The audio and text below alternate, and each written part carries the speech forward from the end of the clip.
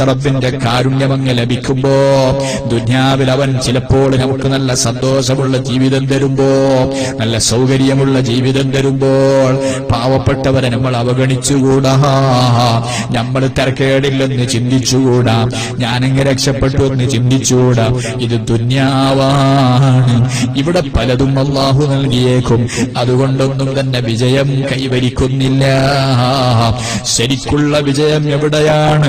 ഫമൻ സുഹസിഹ അനിൻ നാരി വഉദ്ഖിലൽ ജന്നത ഫഖദ് ഫാസ്.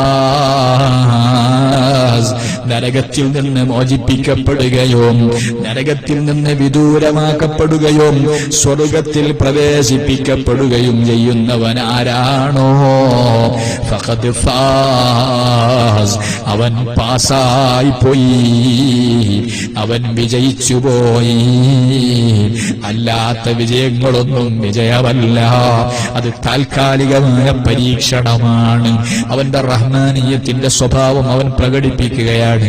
അതുകൊണ്ട് ആർക്കും ഇവിടെ ചിലപ്പോൾ അധികാരം തന്നേക്കും, ചിലപ്പോൾ സമ്പത്ത് തന്നേക്കും, ചിലപ്പോൾ മക്കളെ തന്നേക്കും, നല്ല ജീവിതം തന്നേക്കും. അത് നിസ്കരിക്കുന്നവർക്കും നൽകും, നിസ്കരിക്കാത്തവർക്ക് നൽകും, തലമറക്കുന്നവർക്കും നൽകും, നൽകാത്തവർക്ക് തലമറക്കാത്തവർക്കും നൽകും.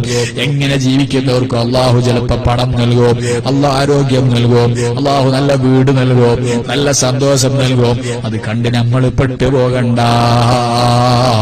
കാരണം ഇത് ദുനിയാവാണ്. ദുനിയാവിൽ അള്ളാഹു അങ്ങനെയാണ് വെച്ചിട്ടുള്ളത്.